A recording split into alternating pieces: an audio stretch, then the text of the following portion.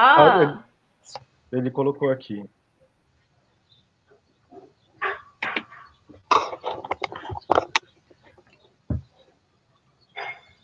Bom dia. bom dia. Já vamos Bom dia. começar? Já começamos. Ah, tá. Quero dar as boas-vindas a todas e a todos que nesse momento estão aqui nessa sala virtual. Estamos começando o 5º dia de atividades do Congresso Virtual UFBA 2020. Esse é um momento muito oportuno para a UFBA realizar essa grande atividade acadêmica que reúne pesquisadores dos mais diferentes e confluentes campos para trazer de forma gratuita e aberta ao público um conjunto de debates, apresentações artísticas e palestras para a comunidade UFBA, participantes de outras universidades e da sociedade, mostrando a qualidade da ciência produzida na universidade pública brasileira, não em um universo, mas em um pluriverso de temas que já foram abordados desde o dia 18 e ainda serão abordados hoje e até o dia 29 de maio desse ano. O título dessa mesa é Vulnerabilidades, Populações Quilombolas no Norte e Nordeste do Brasil, frente à pandemia do Covid-19. A escolha desse tema não nos chega ao acaso. Em 2018, a CAPES lança um edital do Programa Nacional de Cooperação Acadêmica na Amazônia, conhecido como PROCAD Amazônia, uma iniciativa voltada ao fortalecimento da pós-graduação na região norte do país e no estado do Maranhão. Nesse contexto, surge a cooperação de 3 programas de pós-graduação no campo da saúde coletiva, nas regiões Norte e Nordeste. Esse encontro visa suprir uma lacuna de conhecimento no campo da saúde coletiva, principalmente na região Norte. Nessa oportunidade singular de cooperação, estão envolvidos os programas de pós-graduação Saúde, Ambiente e Sociedade na Amazônia, da Universidade Federal do Pará, conhecido como PPG-SAIS. O Programa de Pós-Graduação em Saúde Coletiva, da Universidade Estadual de Feira de Santana, UFES, da Bahia, e o programa de pós-graduação em saúde coletiva do Instituto de Saúde Coletiva do ISC, da UFBA.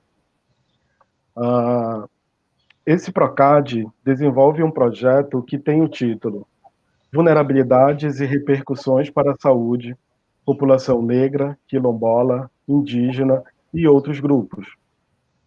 E possui como coordenadores a professora Edna Araújo, o professor Hilton Pereira da Silva e a professora Leni Tradi. E aqui aproveito para fazer uma breve apresentação dos nossos 3 expositores dessa mesa. A professora Edna Araújo é professora da pós-graduação em saúde coletiva da Universidade Estadual de Feira de Santana. O professor Hilton Pereira da Silva, ele possui graduação em Medicina e em Ciências Biológicas pela UFPA, fez mestrado em Antropologia na Penn State University, nos Estados Unidos, mestrado em Saúde Pública e doutorado em Bioantropologia na Ohio State University, também nos Estados Unidos. Atualmente, o professor Hilton coordena o Programa de Pós-Graduação em Antropologia e o Laboratório de Estudos Bioantropológicos em Saúde e Meio Ambiente, o LEBIOS, da UFPA. É também docente do mestrado em Saúde, Ambiente e Sociedade na Amazônia, o mestrado de Saúde Coletiva, e do mestrado profissional em Gestão de Riscos e Desastres Naturais na Amazônia, da UFPA, além de atuar no curso de Medicina da UFPA e de Direito da Unifespa. Ele trabalha com os temas de políticas públicas, ecologia e determinantes sociais de saúde de comunidades ribeirinhas e quilombolas na Amazônia há mais de 20 anos. A professora Leni Tradi, ela possui doutorado em Ciências Sociais e Saúde pela Universidade de Barcelona, pós-doutorado em Antropologia em Saúde no Centro de Pesquisas e Estudos em Antropologia da Université Lumière Lyon 2, na França, professora titular do Instituto de Saúde Coletiva e coordenadora do FASA, Programa Integrado de Pesquisa e Cooperação Técnica, Comunidade, Família e Saúde, Contextos, Jeitos e Políticas Públicas. Eu me chamo Alder Mourão, estou realizando o estágio de pós-doutorado junto a esse PROCAD e serei o mediador dessa mesa. A mesa tratará da realidade de populações que residem em comunidades remanescentes de quilombos, cuja situação de vulnerabilidade social e epidemiológica se acentuam diante da crise da pandemia do Covid-19 e revela, ao mesmo tempo, um processo histórico e sistemático de racismo estrutural, que se expressa através da ausência de políticas públicas e da omissão do Estado e da sociedade frente aos déficits de saúde, ao desabastecimento, à crise ambiental, ao aumento da violência no campo e etc. O debate focalizará particularmente a situação de comunidades quilombolas no norte e no nordeste do Brasil, problematizando os desafios associados ao imperativo de isolamento e distanciamento físico, assim como ao acesso a tratamento adequado nesses contextos que vivem à margem do sistema de proteção social. Bom, para finalizar essa apresentação inicial, sem muito me estender, eu gostaria de solicitar àqueles que desejarem fazer perguntas para os expositores que façam no chat, né? Mais para o final da apresentação, inserido a palavra pergunta inicialmente, antes da pergunta, isso ajudará na visualização daqueles que enviarem as suas perguntas e fiquem à vontade para perguntar, comentar o que estão achando das falas. Bom, e sem mais delongas, vamos ouvir a primeira fala. Eu convido a professora Edna Araújo. Professora, você tem de 15 a 20 minutos para fazer a sua fala. Bom dia a todas e a todos. Eu vou aproveitar, tirar um minuto ou dois da minha fala para eu mesma fazer a minha apresentação. Então, eu sou Edna Araújo, conforme a Alder falou, eu sou professora da Universidade Estadual de Feira de Santana, do programa de pós-graduação, professora permanente do programa de pós-graduação em saúde coletiva, e sou também professora colaboradora do mestrado em saúde da população negra e indígena da Universidade Federal do Recôncavo da Bahia. Eu, atualmente, faço parte da diretoria da Associação Brasileira de Saúde Coletiva, a Abrasco, fazendo parte do Conselho Deliberativo, e também sou uma das coordenadoras do GT Racismo e Saúde, juntamente com o professor Luiz Eduardo. E eu, então, queria agradecer a Leni, ao professor Hilton e também a Alder por essa live. É uma boa oportunidade para a gente, inclusive, falar de um dos temas que está envolvido em nosso projeto, que é esse projeto PROCAD, conforme a Alder já falou. E aí eu começo falando que há algum tempo atrás, há uns anos, uns 13 anos ou mais do que uns 15 anos, logo quando terminei o doutorado, eu fui contratada pela CEPROME, que é a Secretaria de Promoção de Igualdade Racial do Estado da Bahia, para fazer uma assessoria, um trabalho de levantamento diagnóstico das condições de vida e saúde das comunidades quilombolas do estado da Bahia. Então, esse trabalho foi muito importante, eu tive a oportunidade de viajar por todo o estado da Bahia, conhecendo muitas comunidades quilombolas e tendo a oportunidade de conhecer a situação de vida e de saúde dessas comunidades. A situação não era nada boa. E eu vejo que 15 anos depois, as comunidades quilombolas continuam em uma situação realmente de vulnerabilidade. Então, apesar das comunidades quilombolas serem populações negras, A sua conceituação não diz respeito à cor da pele, mas sim às representações sociais que são produzidas a partir da cor. Então, dessa forma, a legislação considera remanescente de quilombos os grupos étnicos raciais, segundo critérios que são autoatribuídos, com trajetória histórica própria, com características territoriais específicas e com presunção da ancestralidade negra referente à resistência ao processo de escravidão sofrido. E a Coordenação Nacional das Comunidades Negras Rurais Quilombolas, que é o CONAQ, tem alertado para um dado que é muito preocupante em tempos de Covid-19. Eles dizem que no Brasil são 6.000 comunidades e nelas há um contingente populacional estimado de 16 milhões de pessoas, sendo 30% de idosos. A Bahia tem 811 comunidades quilombolas certificadas pela Fundação Palmares e, juntamente com o Maranhão, a Bahia, juntamente com o Maranhão, estão no topo do ranking dos estados brasileiros com localidades reconhecidas como de descendentes de quilombos. Então, Maranhão e Bahia são os dois estados que mais têm comunidades quilombolas certificadas pela Fundação Palmares. Uma pesquisa que foi feita pela Secretaria de Promoção da Igualdade Racial, o CEPI, constatou que 75,6% das famílias quilombolas brasileiras estão em situação de extrema pobreza e 78% dependem de benefícios de transferência de renda do governo federal. Das famílias quilombolas do país, 80 mil se encontram incluídas no programa de proteção socioassistencial, conhecida como Cadastro Único, e todos nós sabemos que 71% das pessoas cadastradas no Cadastro Único do governo federal se refere à população negra. E destas, 79,8% são beneficiárias do programa Bolsa Família, estando 74,7% em situação de extrema pobreza.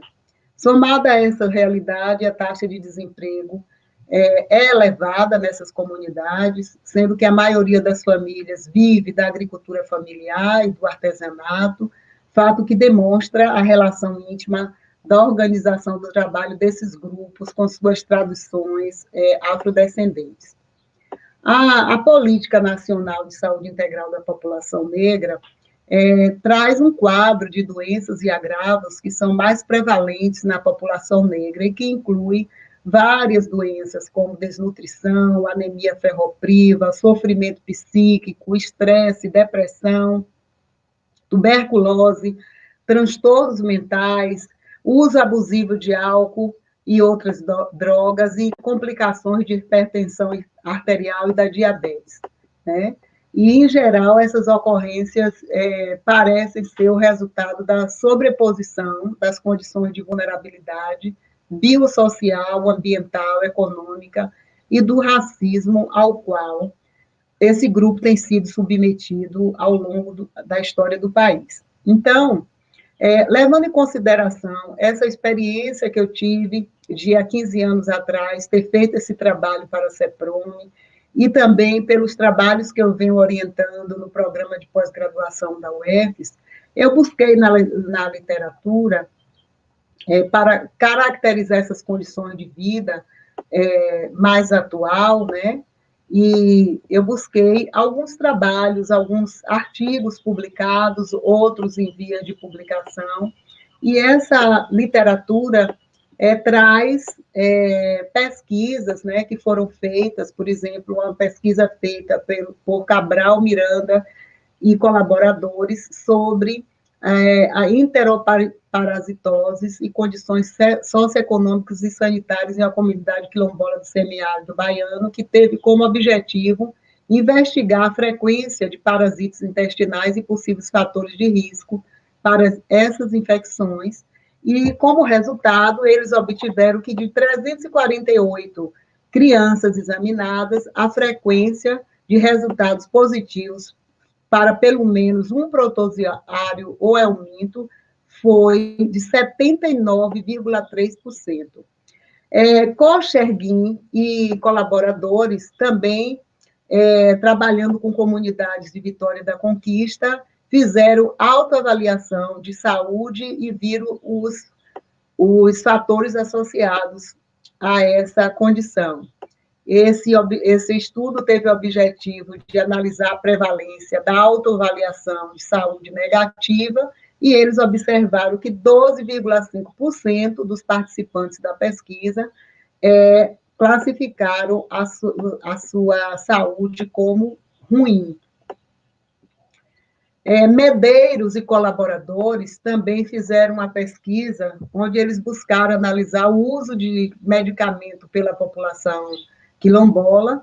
Esses estudos foram feitos em Vitória da Conquista, e o que eles viram que os medicamentos mais consumidos pela população foram aqueles que atuam no sistema cardiovascular e nervoso, e observaram a prevalência de uso de medicamentos de 41,9%.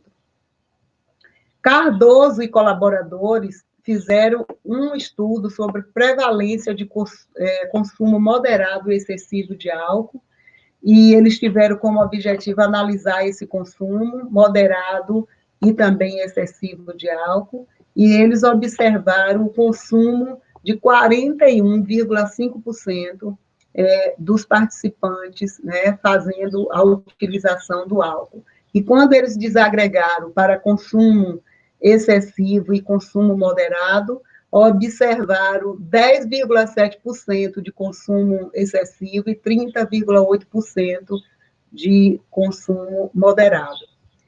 E um estudo feito, inclusive por uma aluna minha do mestrado, e que agora está fazendo doutorado, também trabalhando com comunidades quilombolas, onde ela procurou levantar as condições de vida e saúde e morbidade de comunidades quilombolas no semiárido da Bahia.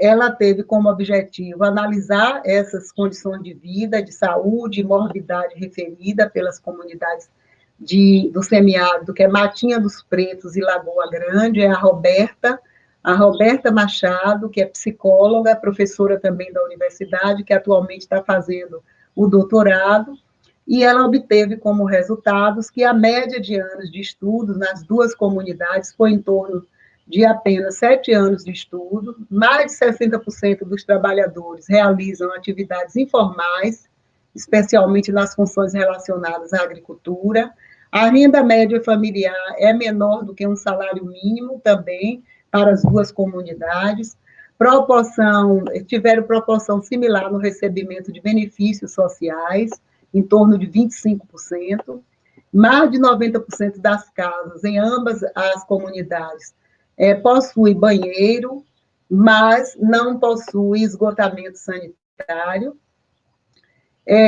não tem 99% não tem rede de esgoto. E no que se refere às condições de saúde, estado de saúde e utilização de serviços, na Matinha dos Pretos, 52% avaliaram o próprio estado de saúde como ruim. Em ambas as comunidades, aproximadamente 40% fazem uso de medicação para tratamento de doenças crônicas, que esse é um problema muito importante para a gente analisar em relação à Covid-19, as doenças crônicas, e esses uso de medicações se refere principalmente ao tratamento de hipertensão e diabetes. Mais de 60% raramente procuram o serviço de saúde, e mais de 70% raramente procuram o dentista. E as doenças mais prevalentes foram doenças da coluna, doenças parasitárias, hipertensão arterial, doenças dos ossos, e os agravos à saúde mental mais prevalente foram ansiedade, transtornos mentais comuns e fobias. E, no geral, todas as doenças e os agravos estavam relacionados às condições de vida dessa população.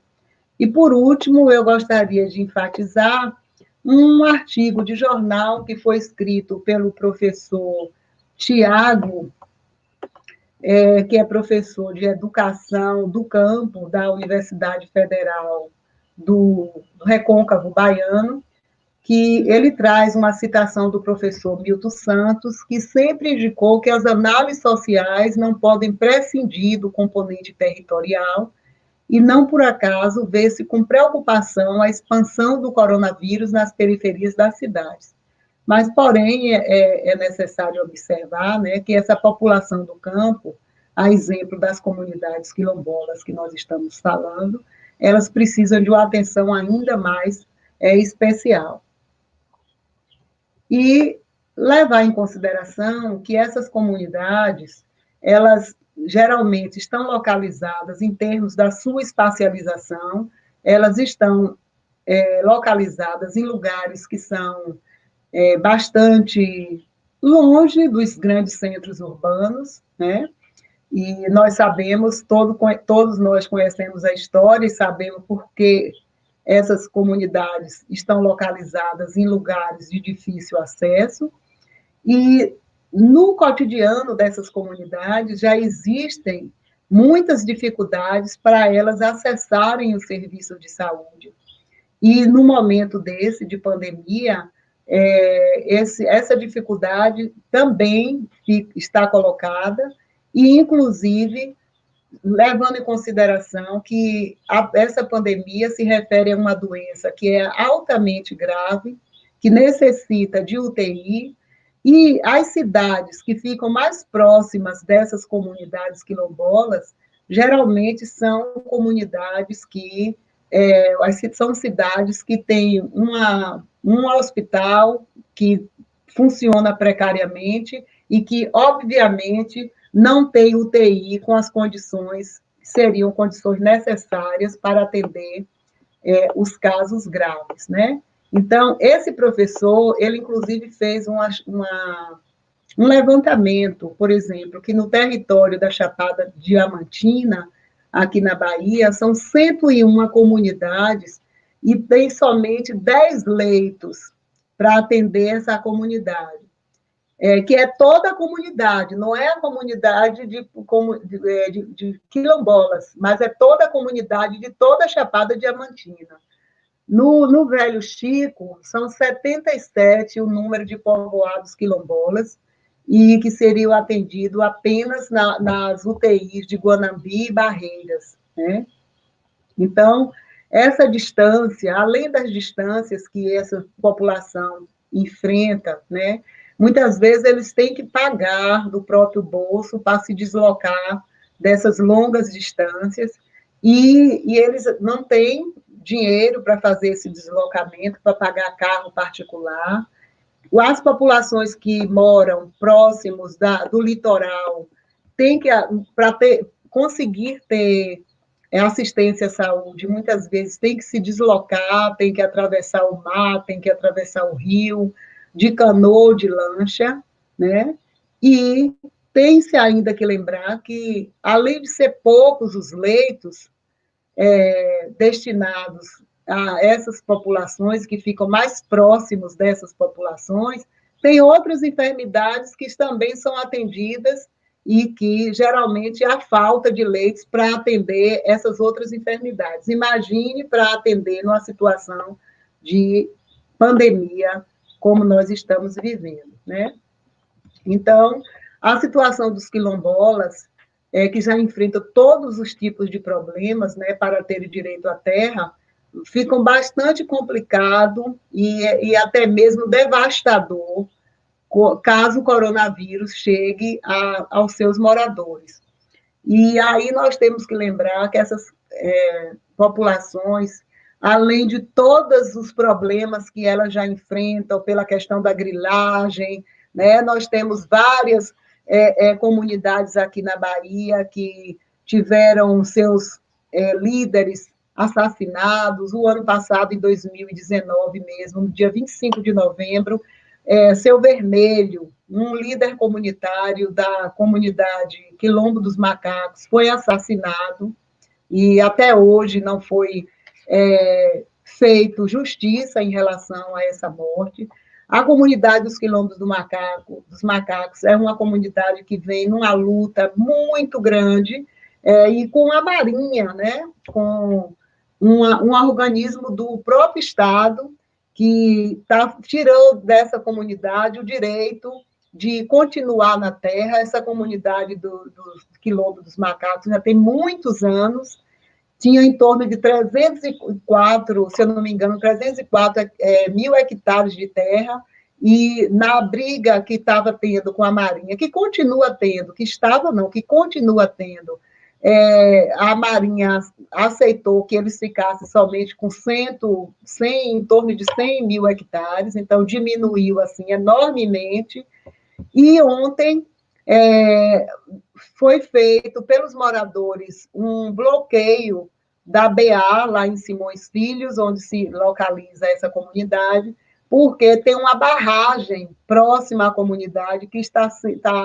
para romper, né? Está com rachaduras enormes e que está correndo risco de romper. Se romper, vai atingir de cheio essa comunidade do Quilombo dos Macacos, e as pessoas moradoras de lá estavam na BR pedindo socorro, porque a Defesa Civil foi quem fez o levantamento, que era preciso tirar as pessoas de lá, e até agora não foi tomada nenhuma providência para tirar essas pessoas. Então, imaginem, num tempo de Covid-19, de uma pandemia grave como essa que nós estamos enfrentando, as pessoas, além de terem preocupação diante da pandemia, ainda têm que enfrentar problemas como esses que eu estou relatando.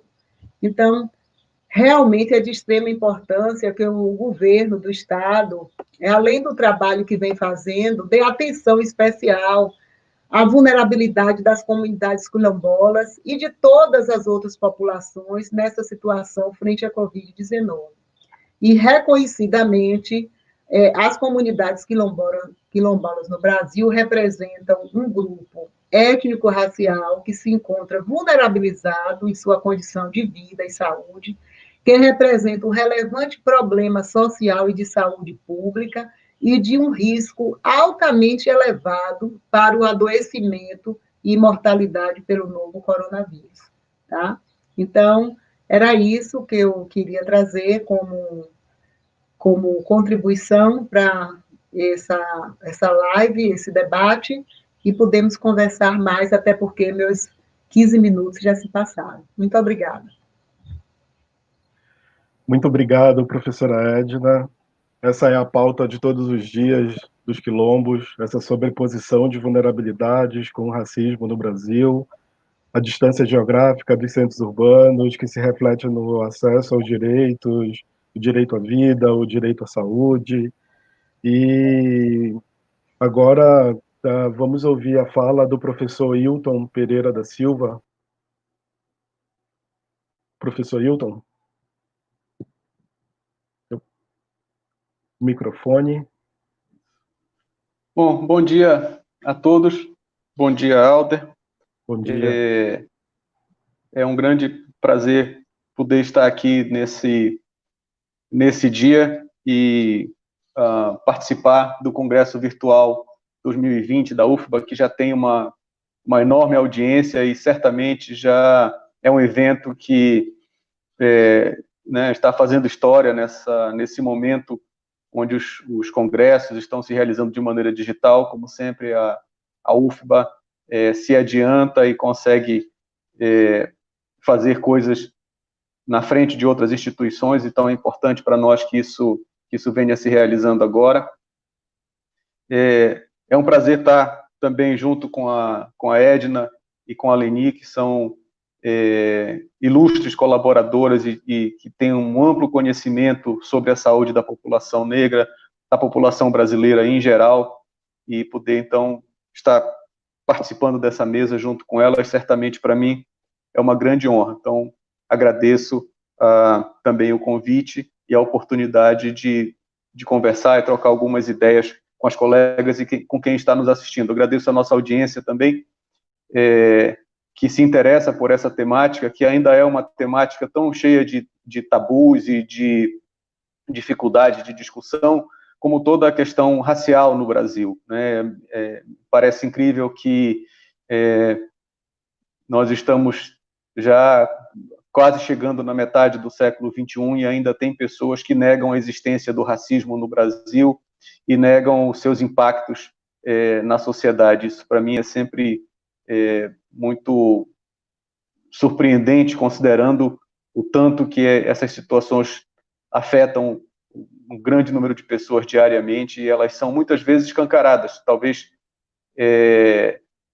agora, nesse período que nós estamos vivendo, mais do que nunca, o racismo, o machismo, a misoginia vem crescendo né, em aparência em todos os lugares por onde nós andamos, e as pessoas esquecem o tanto que o mal que esse tipo de atitude causa. Então, acho que é muito importante a gente ter a oportunidade de conversar sobre isso num evento como o Congresso Virtual da UFBA.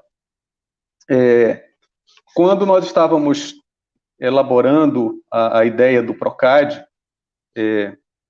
que nós começamos no final de 2018, eu procurei exatamente as instituições parceiras que pudessem ser mais próximas aqui da UFPA. Então, o PROCAD surgiu como uma oportunidade de criar colaborações entre instituições que permitisse a construção de redes de colaboração de pesquisa, de formação de pesquisadores, e que viesse a reforçar a criação de conhecimentos sobre determinados fatores de acordo com as necessidades de cada região.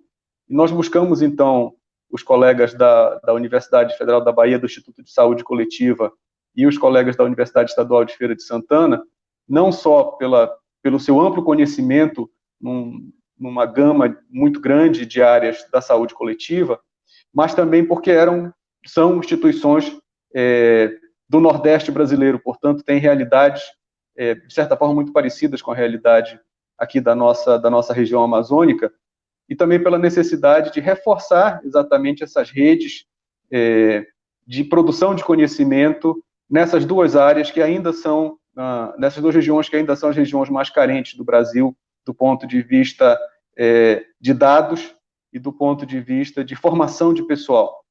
Então, essas foram as razões principais que nos levaram a fazer esse PROCAD, que até agora tem sido extremamente bem sucedido e que nós esperamos poder dar continuidade nos próximos anos.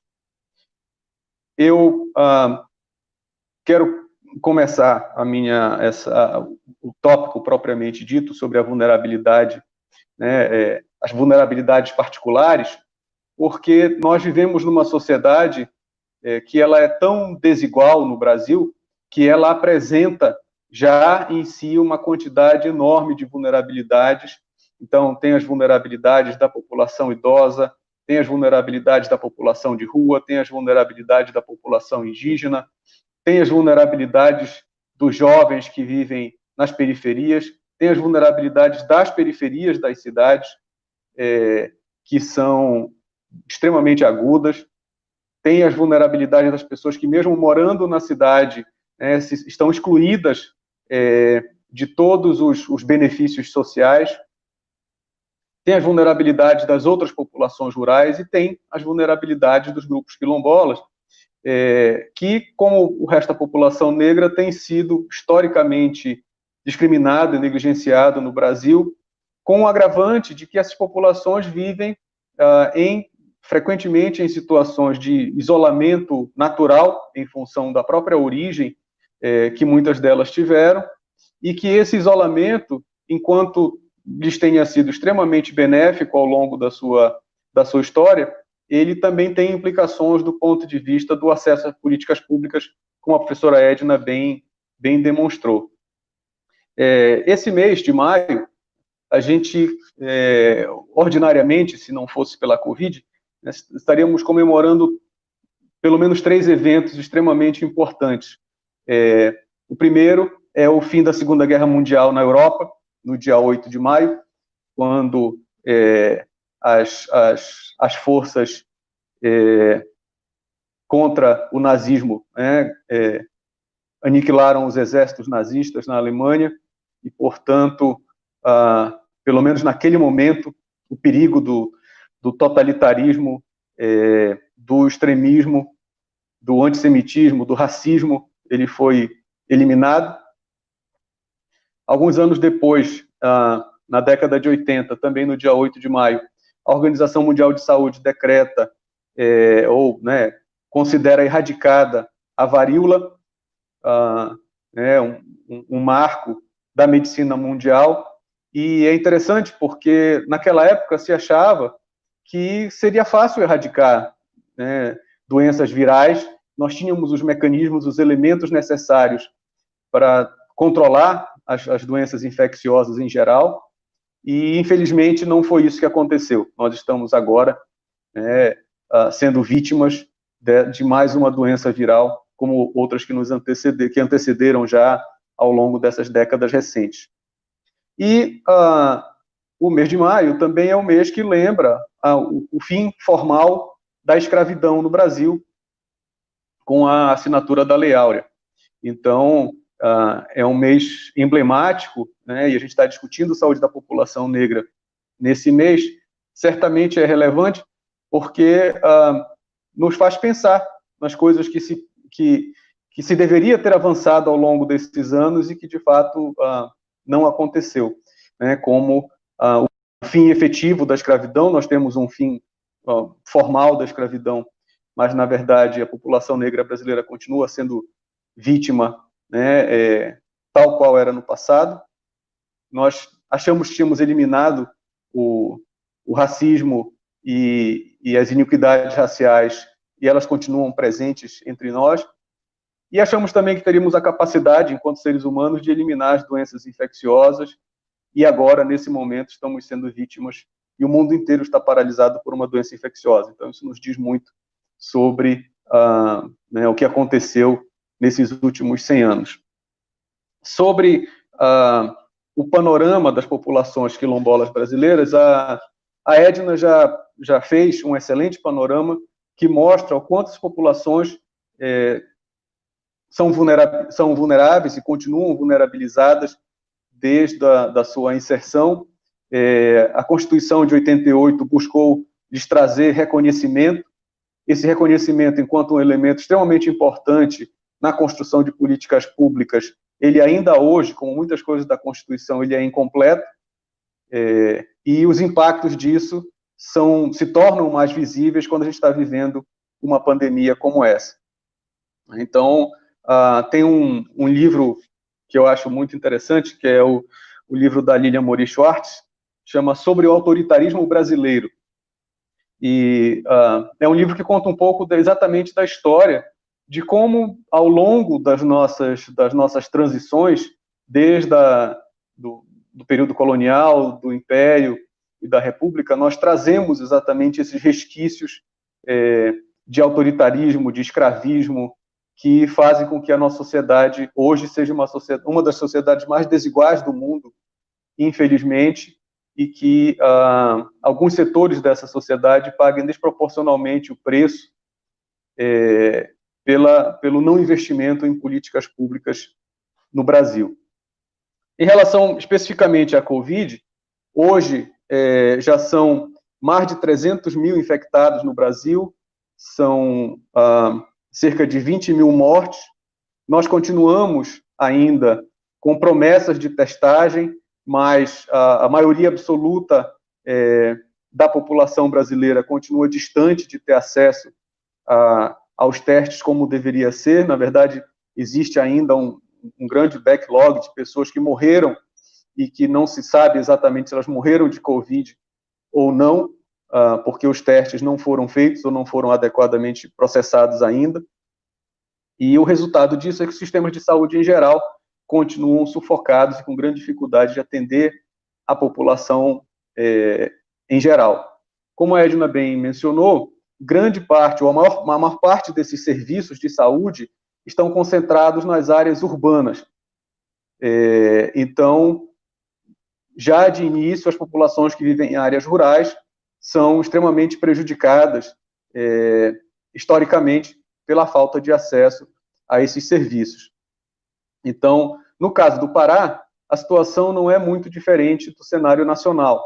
Nós temos trabalhado com populações ribeirinhas e quilombolas aqui no Pará, na região amazônica, nos últimos 20 anos, particularmente com grupos rurais, com grupos quilombolas, aliás, nos últimos 10 anos, e a situação, infelizmente, é muito parecida com os dados que a professora Edna mostrou há pouco, ou seja, são populações onde você tem uma situação, em geral, de baixa renda, alta dependência dos programas de transferência de renda do governo, nós temos baixa escolaridade, baixíssimas taxas de saneamento ambiental, dificuldade de acesso à água potável, dificuldade de acesso ainda à eletricidade, elevadas taxas de doenças infecciosas, elevadas taxas de desnutrição, bem acima do que se observa em populações urbanas, um aumento relevante nos últimos 20 anos de doenças crônicas não transmissíveis, principalmente obesidade, hipertensão arterial, doenças cardiovasculares em geral, muitas delas que não são adequadamente diagnosticadas. Às vezes o diagnóstico só é feito quando a nossa equipe de trabalho chega para fazer as pesquisas nas comunidades. Outras pessoas já têm algum tipo de diagnóstico, mas não conseguem receber o tratamento de maneira adequada e contínua, como é necessário, porque essas populações, embora exista uma política nacional da estratégia de saúde da família quilombola, essa política, ela, na maioria dos municípios, não é implantada. Então, existem municípios, apesar de nós termos no Brasil, segundo a CONAC, praticamente 5.000 comunidades quilombolas espalhadas pelo território brasileiro, só aqui no Pará seriam mais de 400 comunidades, poucas delas, poucos municípios implantaram a estratégia de saúde da família quilombola. Muitos municípios sequer reconhecem que há comunidades quilombolas nas suas áreas, e as nossas pesquisas têm demonstrado que a maioria das comunidades quilombolas não tem um serviço de atenção à saúde com a frequência necessária ou com a implementação necessária. No máximo, o que acontece é você ter um agente comunitário de saúde que atende aquela comunidade quilombola, além de outras populações que ficam ao redor.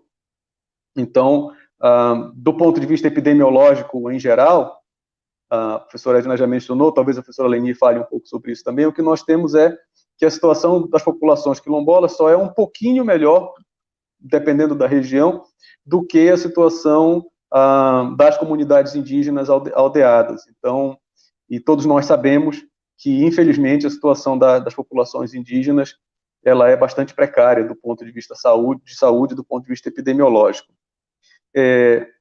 Nós não temos dados, isso é um outro elemento que é muito importante, nós não temos dados oficiais sobre a saúde da população negra no Brasil, não existe nenhum órgão, nenhuma estrutura que esteja efetivamente monitorando os grupos quilombola no país. Esse censo agora, que ocorreria em 2020, seria o primeiro censo onde se faria um levantamento específico voltado para comunidades quilombolas dentro do censo maior. Ele não aconteceu, portanto, nós não temos dados específicos sobre isso, não temos nenhuma estrutura oficial do governo atualmente que se preocupe especificamente com as populações quilombolas.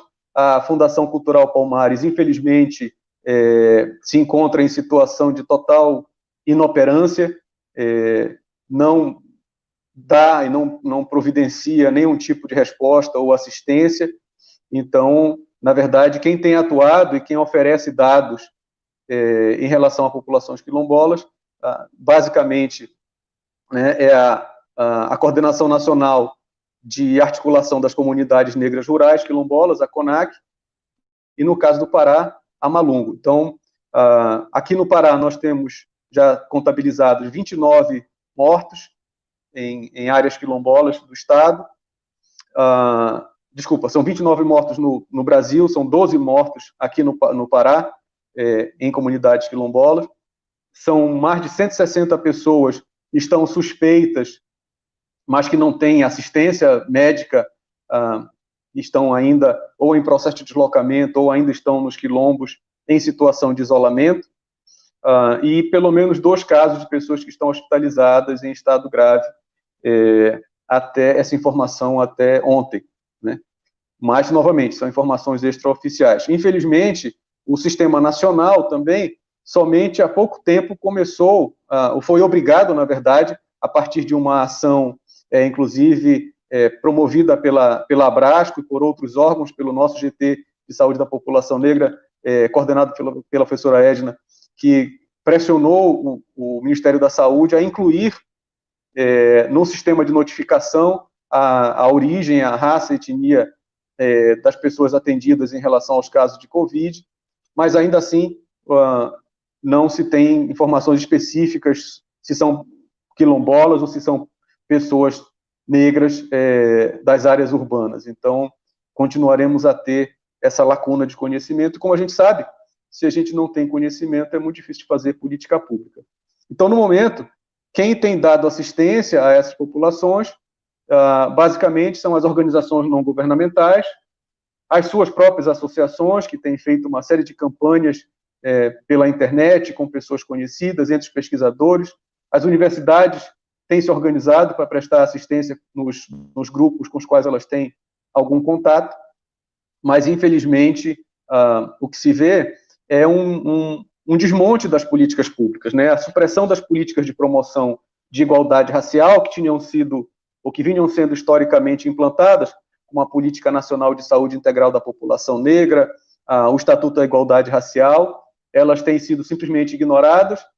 A política implementada pelo governo, essa sim, né, uma política que, embora não seja formalizada, ela é uma política na prática, de não demarcação de terras indígenas e quilombolas. Ela aumenta a violência no campo, ela aumenta o desmatamento, ela tira dessas populações a sua possibilidade de sobrevivência.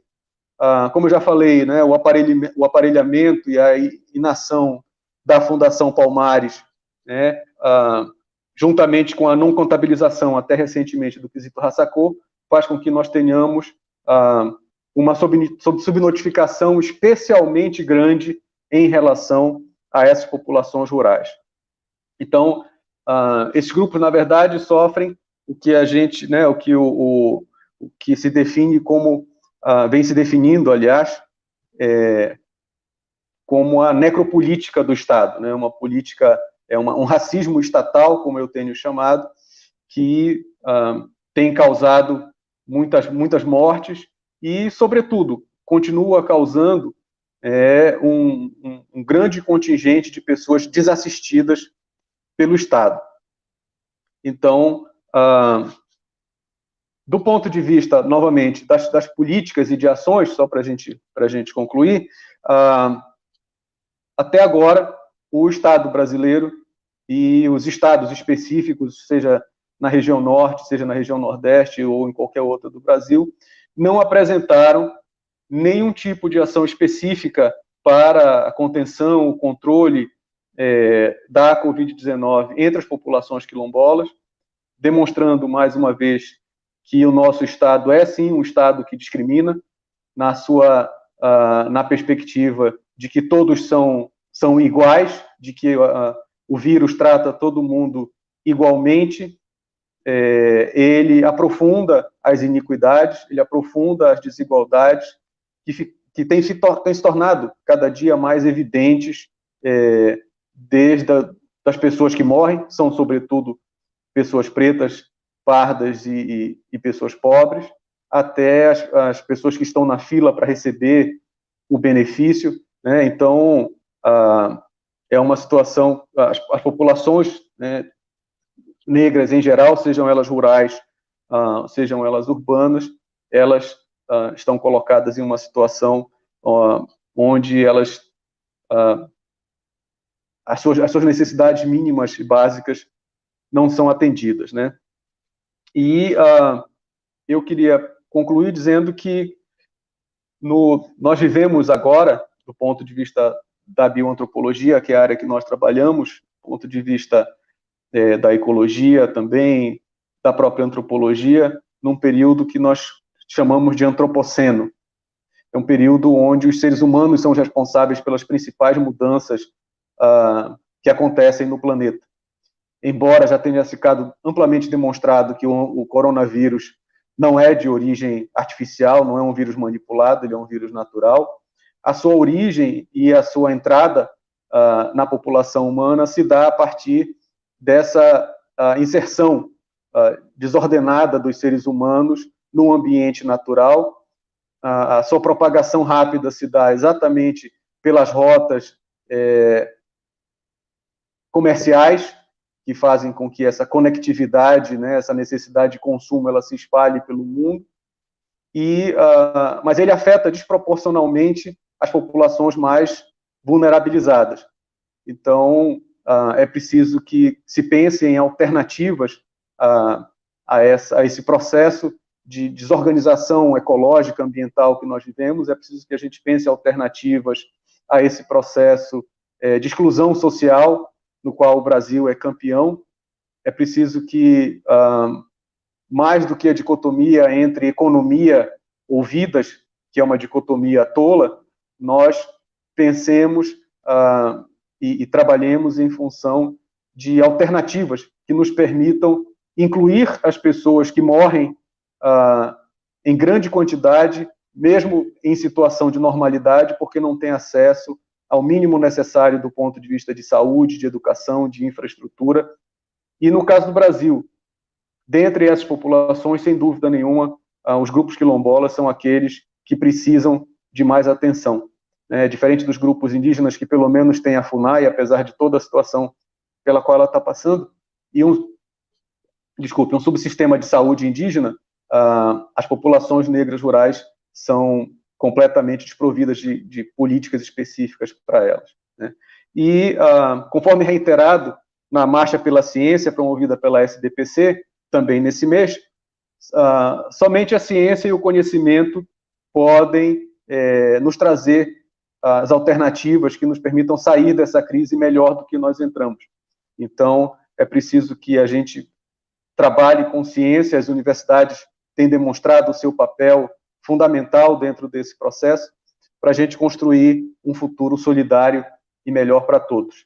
Então, eu quero terminar essa conversa dizendo para todos que nós estamos organizando para o final desse ano agora um segundo seminário Norte-Nordeste de Saúde da População Negra, convidado e organizado pelas nossas 3 instituições, a UFPA, a Universidade Federal da Bahia e a Universidade Estadual de Feira de Santana, onde nós vamos avançar essas discussões, vamos fazer análises sobre o que tem acontecido ao longo desse período e propor alternativas para essas comunidades em geral, e que, se possível, todos fiquem em casa, se cuidem e aproveitem esses momentos para aprofundar os seus conhecimentos científicos, para buscar informações corretas, porque só assim nós conseguiremos construir um futuro melhor para o nosso país.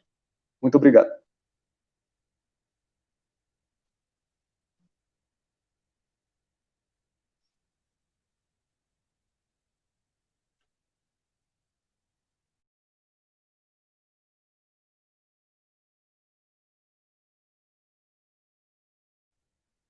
Alder, seu microfone não está ligado.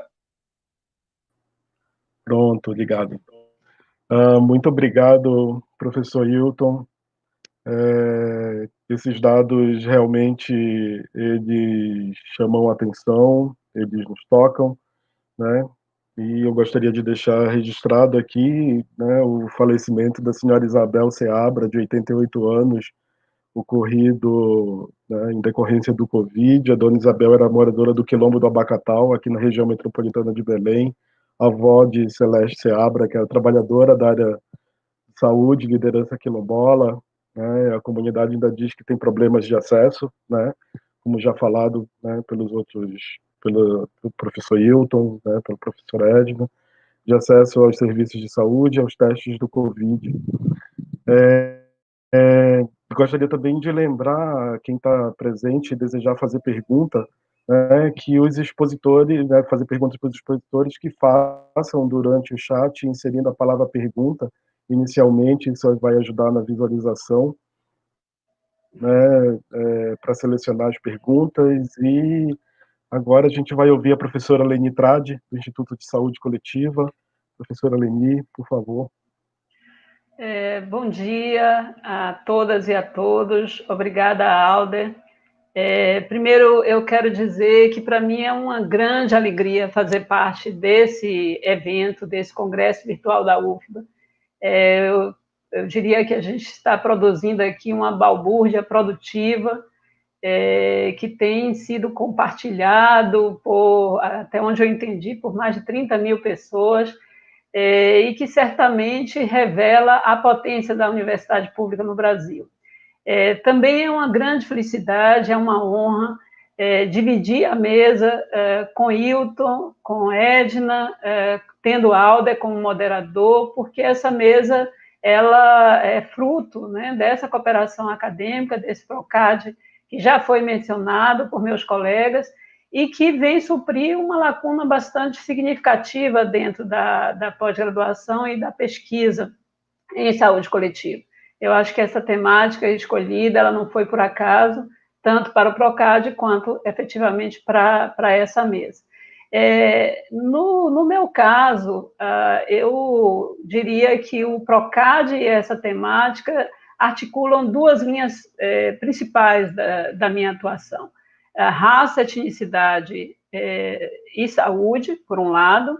Eu comecei a trabalhar com essa linha a partir de 2006, e, por outro, vulnerabilidade, direito à saúde e ativismo.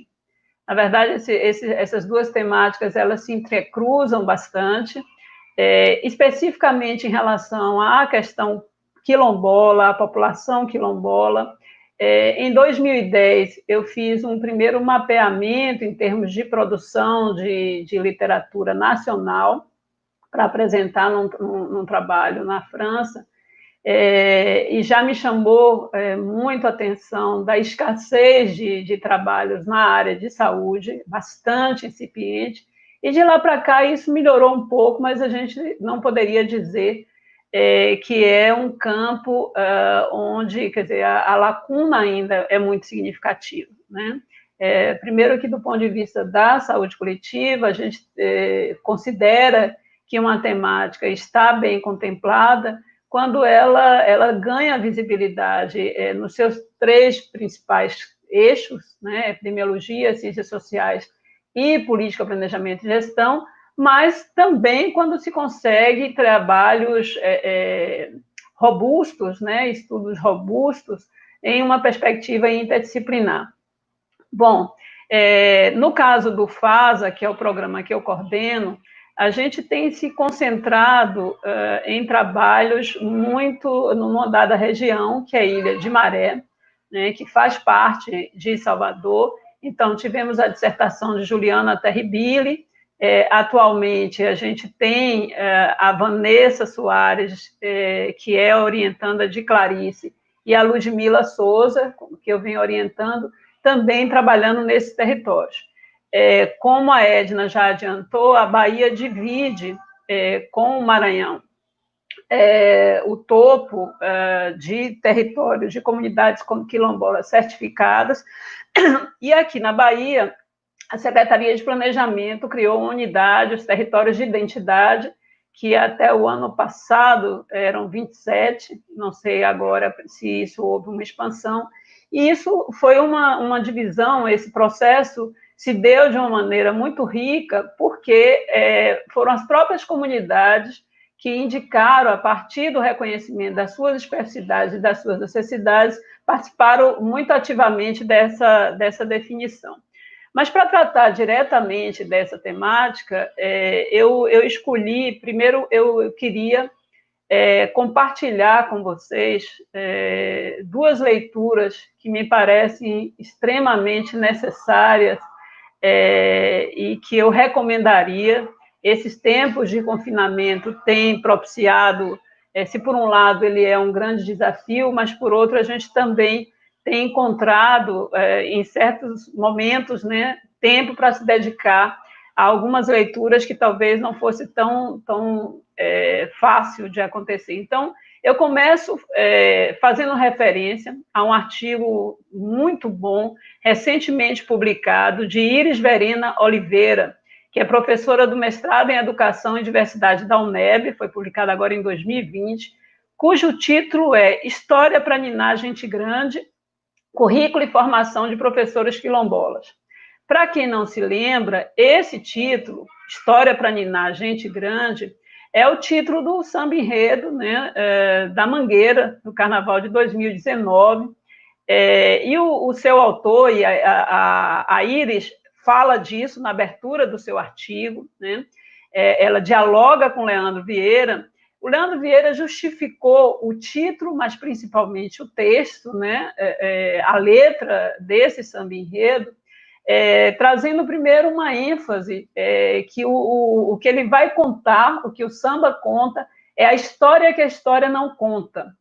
E ele disse que encontrou ali a oportunidade para visibilizar, abre aspas, uma narrativa baseada nas páginas ausentes. E continuando, se a história oficial é uma sucessão de versões dos fatos, o enredo que eu proponho é uma outra versão. Essa história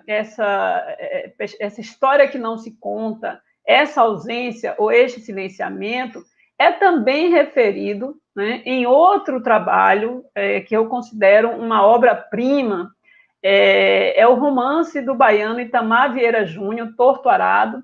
Na verdade, sinceramente, ao ler o livro, se antes eu poderia inadvertidamente classificá-lo como ficção, eu não tenho a menor dúvida que, se fosse no cinema, seria um docudrama. Porque ele vai desvelando, através de seus personagens, particularmente Bibiana e Belonísia, são duas irmãs, descendentes de escravos e filhas de trabalhadores de uma fazenda no sertão da Bahia, e que há mais de 3 décadas convivem com a injustiça da servidão. Então, o livro ele começa precisamente com uma imagem, né, bastante reveladora deste silenciamento, em que a Belonisa tem a língua cortada. Os detalhes vocês podem ver lendo o livro. Mas, ao mesmo tempo, à medida que a história avança, a Bibiana, que é a outra irmã, assim como o personagem Severo, eles marcam a luta, né, pela transformação daquela injustiça e daquele estado de coisas.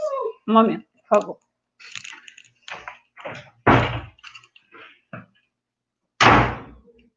Oi, desculpe, uma pequena interrupção aqui.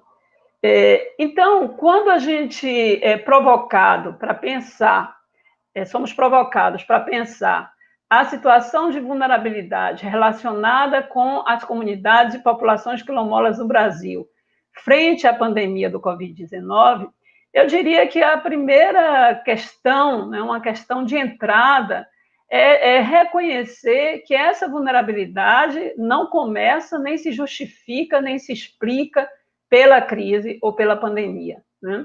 É justamente no olhar que eu acho que os meus colegas já fizeram muito bem, que resgata a história e que resgata um processo sistemático de vulnerabilização, que a gente pode pensar no termo acentuadas, vulnerabilidades acentuadas.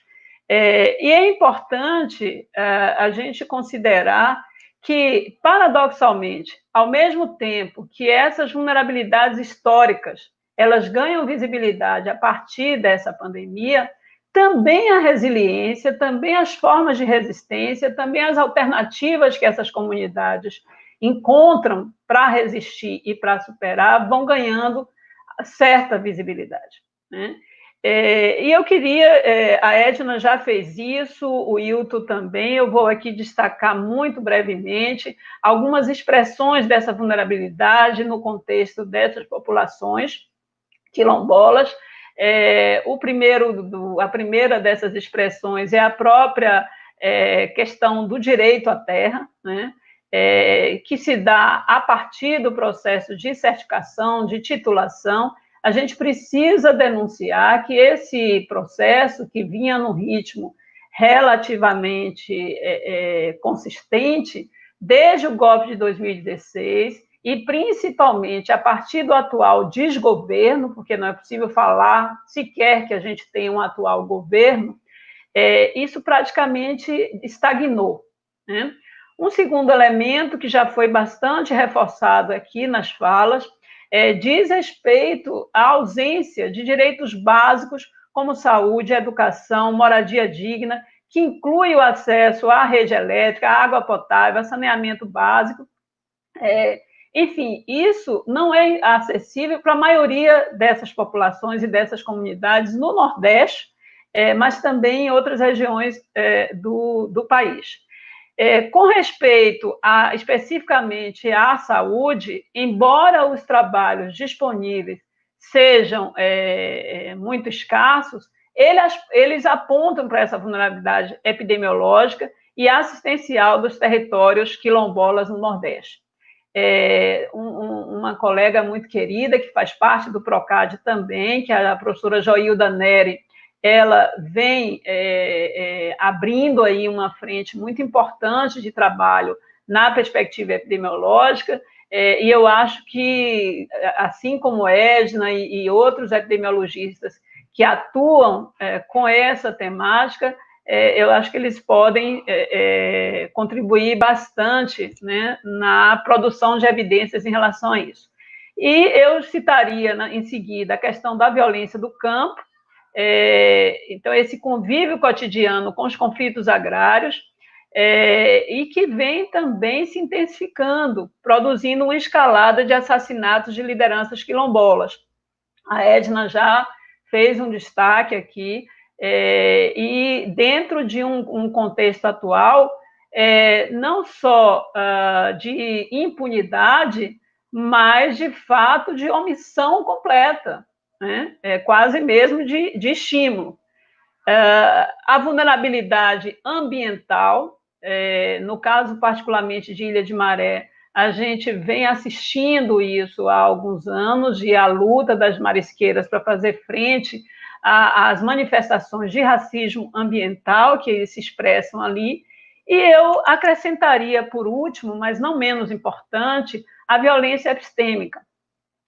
Aí eu vou recorrer um pouco ao Walsh para falar de uma colonialidade do ser que é pensada, né, que a gente entende a partir da negação do próprio Estatuto Humano para Povos Quilombolas. Essa negação, nos termos de Walsh, ela implanta problemas efetivos do ponto de vista da liberdade do ser e da história de indivíduos e grupos subalternizados por uma violência epistêmica. Depois eu voltarei um pouco a esse ponto. Então, a partir desses pontos preliminares, eu vou me concentrar agora numa busca que eu venho fazendo desde que comecei a trabalhar com o tema de vulnerabilidade. A busca de como encontrar uma abordagem, um enfoque que desse conta, né, no plano analítico, que eu pudesse buscar aí um respaldo teórico para trabalhar com esse fenômeno. Então, claro, uma primeira referência que a gente considerou, inclusive na leitura com a Fernanda Lopes, acho que vários trabalhos na saúde coletiva referem o modelo difundido por Aires, o Ricardo Aires, baseado na proposição original de Mann, e que traz 3 dimensões para pensar essa vulnerabilidade: a programática, a institucional, a social e individual. Em seguida, eu fui buscando modelos que pudessem articular de uma maneira mais potente a relação ou a dialética agência individual ou coletiva e estrutura social. Muito bem, passei, assim, primeiro eu já tinha me aproximado das discussões de Castel sobre desfiliação, mas eu encontrei em Cassima e colaboradores uma proposição que, na verdade, esteve muito presente na década de 2000, no início da década de 2000, nos trabalhos conduzidos pela CEPAL, pelo Centro de Estudos para a América Latina. E, mais recentemente, eu vejo que ganhou visibilidade no campo da geografia. Esse modelo ele propõe uma análise que relaciona capitais, ou ativos, por um lado, e estrutura de oportunidades, por outro. E, na verdade, essas estruturas de oportunidades são fontes de acesso oportunidade de acesso a esses diferentes capitais. Então, quais são essas estruturas de oportunidade? O mercado, a sociedade e o Estado, dos quais derivam, respectivamente, os empregos e a possibilidade de estabilidade econômica, as relações sociais e as dimensões básicas da proteção social. Bom, de certa maneira, além de poder permitir, em alguma medida, ou dinamizar essa relação agência individual e estrutura, até certo ponto, leva em conta o contexto histórico-social formado por oportunidades e constrangimentos, conforme pontua Bilac. Entretanto, progressivamente, eu fui reconhecendo alguns limites que eu citarei daqui a pouco. Finalmente, eu também encontrei em COE a proposta da categoria, quer dizer, a proposição da categoria vulnerabilidade relacional, que reforça especialmente a ideia da permanência dos laços sociais das populações vulneráveis, da importância do posicionamento também, essa ideia da agência e estrutura, né, dos agentes nas esferas econômica e cultural, e uma ideia importante da interdependência entre classe, estatuto familiar e contexto de vida. Mas, diante dessa busca, que vai mais além, inclusive, desses que eu estou citando aqui, me surgiu, né, uma pergunta que não tinha como evitar. Como podemos pensar em oportunidades e acesso a recursos, ou capital econômico, social, etc., ao analisar a realidade da população negra no Brasil e das comunidades quilombolas em particular, sem considerar a incidência histórica do racismo, tanto no âmbito das estruturas quanto das relações sociais no país? Na verdade, a Fernanda Lopes já tinha feito essa consideração ao adotar o modelo de Ayres, né, aquele tripé. Ela já trazia a necessidade de pensar vulnerabilidade em saúde, considerando a questão da raça e do racismo. Mas para avançar, eu encontrei na concepção de racismo estrutural de Silvio de Almeida o elemento fundamental para responder a essa pergunta. Se a gente considera que o racismo constitui um processo, a gente não, no caso, Silvio Almeida propõe nesses termos, e eu endosso completamente essa visão. O racismo constitui um processo histórico e político, através do qual são reproduzidas as condições de subalternidade ou de privilégio de sujeitos racializados. Eu não posso analisar essa dialética ou essa relação entre capital e estruturas de oportunidade, às quais se referem acesso de sujeitos e de comunidades a essas tais estruturas que permitem acumular capital sem levar em conta os reflexos do racismo estrutural nesse processo. Então, a partir daquele momento, acho que eu diria que isso eu fui num crescente, eu começo a trabalhar dentro do grupo, junto com Clarice, junto com Jamie, com um giro epistemológico, de fato, né? Uma perspectiva que faz pensar sobre esse giro epistemológico. E voltando à professora Iris Verena, ela traz aqui um elemento muito inspirador. Ela diz, o desafio de tirar, referindo-se ao samba-enredo, entre aspas, a poeira dos purões, para dar visibilidade a um país de lecis e jamelões, solicita um movimento metodológico coerente com essa intenção de promover esses deslocamentos.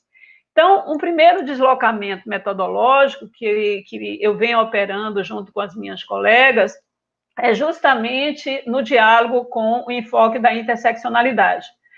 Então, essa ideia de explorar, proposta originalmente por Kimberly Crenshaw, mas que vai tendo desdobramentos. A Carla Cotirene é uma referência indispensável no contexto nacional, mas remetendo aqui às suas origens, né, a Crenshaw propõe, a partir desse conceito, elucidar a forma pelo qual o racismo, o patriarcalismo, a opressão de classe e outros sistemas discriminatórios interagem e criam desigualdades básicas que estruturam as posições de mulheres, de raças, de etnias, de outros grupos. Cabe aqui um destaque feito na proposição da Crenshaw referente ao modo como as ações e políticas específicas geram essas opressões e como é que elas vão fluindo a partir desses três eixos, do racismo, do patriarcalismo e da opressão de classe. Bom, vão agindo no sentido de constituir aspectos dinâmicos também de desempoderamento. Então, a invisibilidade, o apagamento, a história que não é contada, o anonimato de grande parte da população brasileira não se dá por acaso, né? Pensando nessa perspectiva estrutural do racismo e pensando nas intersecções desse sistema discriminatório, a gente consegue compreender esse processo. Um segundo movimento que é mais recente e que tem demandado, eu diria que eu estou muito no início desse processo de exploração, é o diálogo com a perspectiva decolonial, tal como ela vem se expressando na América Latina, que começa muito a partir, acho que tem uma liderança importante, que é o Aníbal Quijano, que eu vou citar daqui a pouco, que nos deixou em 2018, mas isso vai tomando um corpo e cada vez produzindo um discurso e um caminho mais consistente, inclusive com a presença muito significativa das mulheres e das mulheres negras do continente. Algumas delas indígenas, muitas, né, delas pertencentes a povos originais. Então, nesse diálogo com a perspectiva decolonial, a gente tem que considerar que problematizar as identidades colonizadas e subalternizadas como a quilombola passa necessariamente, conforme destacou Bertagnoli, pela denúncia da permanência das relações de colonialidade. E nesse ponto que o Aníbal Quijano já começa fazendo uma pequena ou grande distinção. Ele vai nos lembrar que o colonialismo é obviamente mais antigo, mas que a colonialidade, sobre o colonialismo, um parêntese, a gente tem aqui a referência da obra clássica de Césaire, o discurso sobre o colonialismo de 1950, mas também tem todos os desdobramentos do seu aluno mais brilhante, que é o Frantz Fanon. Mas a colonialidade, voltando para Quijano, provou ser, conforme o autor nos diz, nos últimos 500 anos, mais profunda e duradoura que o colonialismo, se revelando um elemento constitutivo do padrão mundial do poder capitalista. É com base neste poder que se impõe uma dada classificação racial e étnica, deixa eu ver como é que está o tempo aqui, eu tenho que correr, que expressa essa experiência básica de dominação. Então, isso, para concluir, ainda no diálogo com essa perspectiva, a gente precisa falar de descolonização. E, outra vez, dialogando com o Walsh, né, e tendo como referência a análise que ela faz dos movimentos sociais, inclusive os quilombolas, ela nos diz que a descolonialidade implica partir da desumanização e considerar as lutas dos povos historicamente subalternizados pela existência pela construção ou para a construção de outros modos de viver, de poder e de saber. Então, falamos aqui de resiliência e de resistência, e eu concluo, a gente teve uma mesa belíssima na terça-feira, onde tanto Tiganá como Lindinalva Barbosa, como Célia Chacriabá, trouxe justamente essa perspectiva de uma disputa em termos de modelo, mas não, aliás, eu falo mal por falar em disputa, porque o que Lindinalva marcou, e acho que esteve em todas as falas, é algo que diz, a luta pelo direito, né, à soberania desse modo de ser e de estar, de um dado modelo de convivência e de existência. Então, eu concluo trazendo aqui uma fala de Jesus Rosário Araújo, presidente da Federação Quilombola de Minas Gerais, que se deu no último Congresso de Ciências Sociais e Saúde, que tinha o Bem Viver como sua temática central, em uma mesa intitulada dos povos,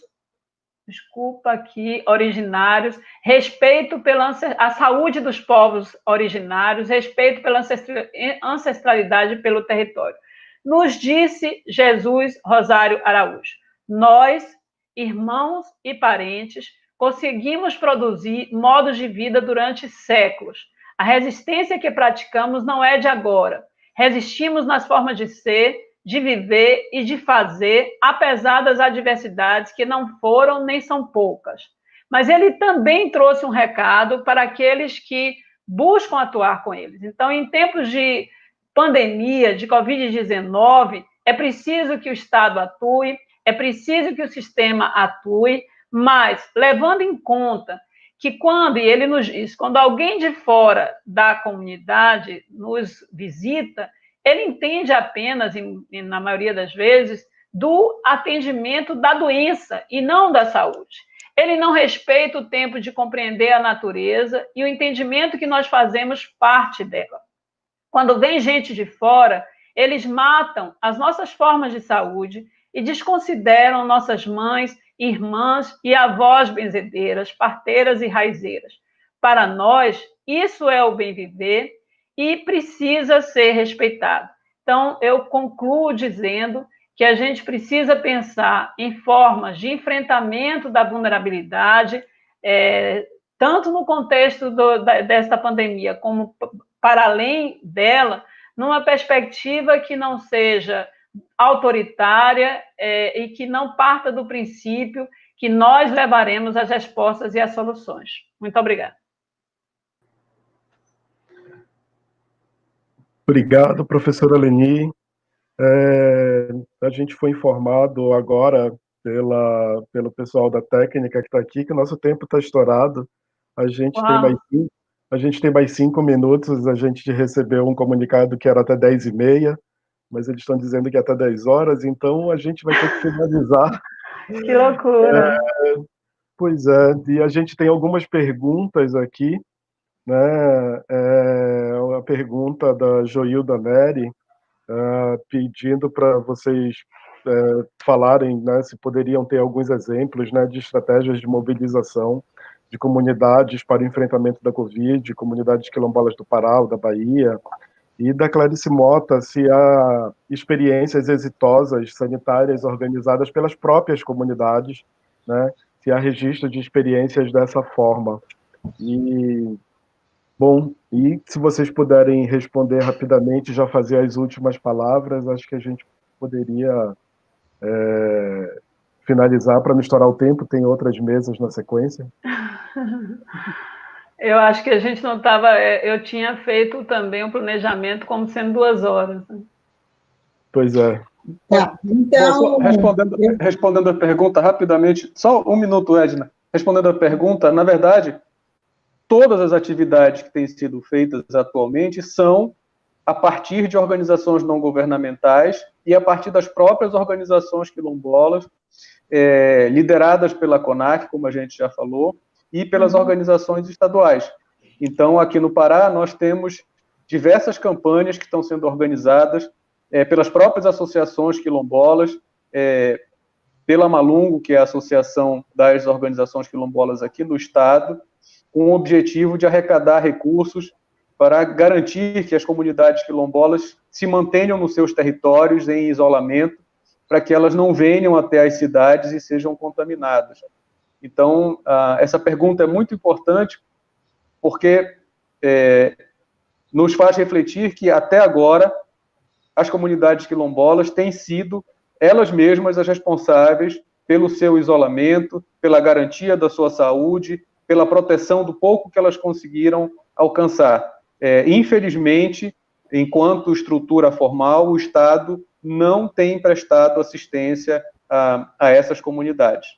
Então, isso demonstra novamente aquilo que todos nós discutimos ao longo desse período, a necessidade de que haja responsabilização em relação à situação dos quilombolas no Brasil. Eu quero agradecer novamente o convite e dizer que foi um prazer estar com vocês. Obrigado, professor Hilton. Professora Edna?